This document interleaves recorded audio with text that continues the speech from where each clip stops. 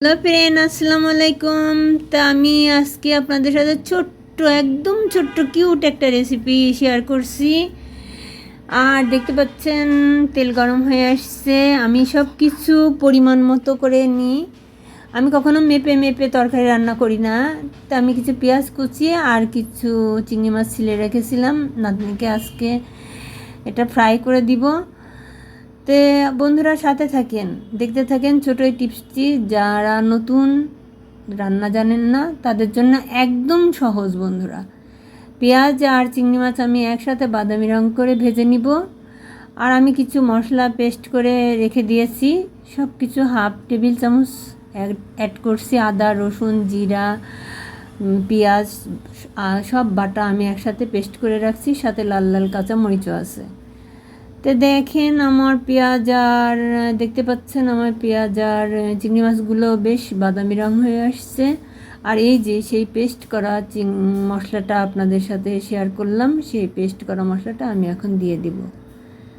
তো কেমন লাগছে বন্ধুরা কমেন্ট করে জানাবেন। আমার এই কুকিংগুলো যদি আপনাদের ভালো লাগে, যাদের যাদের আমার এই রান্নাগুলো পছন্দ হয়, তারা আমাকে অবশ্যই সুন্দর কমেন্ট করবেন, পাশে থাকবেন। দোয়া রইল, আমার জন্য দোয়া করবেন। আর আমি তো তেমন ভালো রান্না করতে পারি না, তবুও শেয়ার করি। তার সাথে আমি দিচ্ছি অল্প কিছু নারিকেল, কিছু ফালি করে রেখেছিলাম, নারিকেল দিয়ে আমি এটা ভুনা ভুনা করব। খেতে যে কতটাই আমি বলে বোঝানো যাবে না। অবশ্যই বাসায় ট্রাই করবেন আর খেয়ে তবেই আমাকে একটা সুন্দর কমেন্ট করবেন।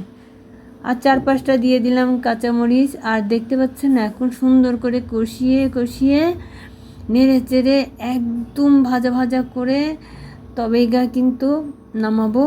তো ততক্ষণ দেখতে থাকেন। আর গরম ভাতের সাথে এই রেসিপিটা যে এত এত মজার বন্ধুরা, বলে বোঝাতে পারবো না। আমি 15 থেকে 20 মিনিট পর ফিরে আসব। আর দেখেন, দেখতে পাচ্ছেন আমি তো সুগন্ধে ঘর ময়, সাথে নাতনি দাঁড়িয়ে আছে। আর একটু ভুনা ভুনে নামাবো। তে ভালো থাকবেন, পাশে থাকবেন। আল্লাহ হাফেজ।